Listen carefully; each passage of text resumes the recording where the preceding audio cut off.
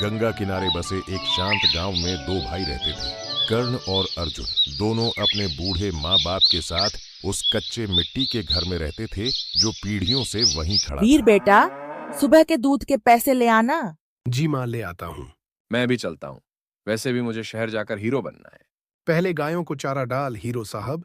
और उधर गांव वाले काला आसमान देखकर चिंतित हो जाते हैं। बादल कुछ ज्यादा ही भारी लग रहे हैं।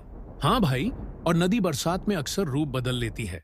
उन्हें नहीं पता था वही नदी जो जीवन देती है अब उनके प्रेम की परीक्षा लेने वाली थी। आरव, जल्दी से छत पर सामान ले जा।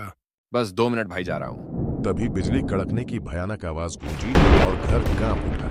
माँ डरते हुए बोली, हे भगवान, बचाओ इस संकट से।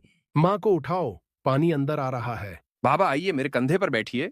हाँ बेटा, चलो चलते हैं। कमर भर पानी में चारों किसी तरह बाहर निकलने की कोशिश करने लगे।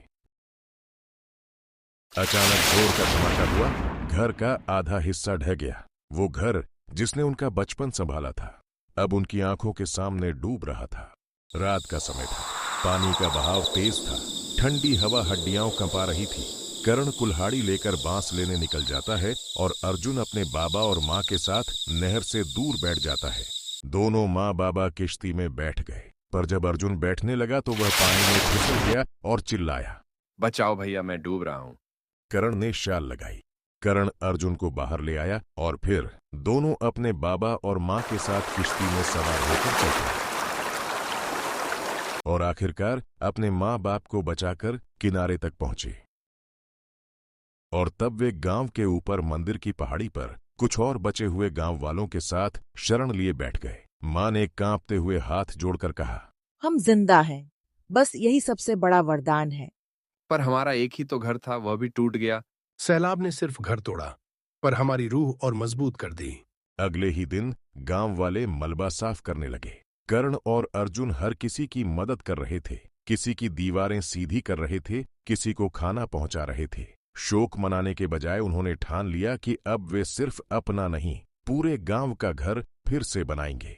एक बुजुर्ग गांव वाले ने भावुक होकर कर्ण से कहा, बेटा, तुम दोनों के हौसले ने सबको जीने का मन दे दिया। हाँ बाबा, जितनी बार पानी गिराए उतनी बार हम उठेंगे। जहां कभी मिट्टी का टूटा हुआ घर था वहां अब एक मजबूत ईंटों का नया घर खड़ा था। गांव के बच्चे फिर से गलियों में हंसते खेलते दौड़ रहे थे। हर ओर जीवन की रौनक लौट आई थी। माँ ने नए आंगन में खड़े होकर कर्ण को कहा, ये घर सिर्फ ईंट का नहीं, उम्मीद का है। इसी पर हमारी उम्मीद कायम है। हाँ माँ, सैलाब ने सिर्फ घर तोड़ा, पर हमारी रूह और मजबूत कर दी। और इस तरह एक सैलाब ने जो कुछ भी बहा दिया था उसी ने उन्हें परिवार प्रेम और जज्बे की असली ताकत दिखा दी।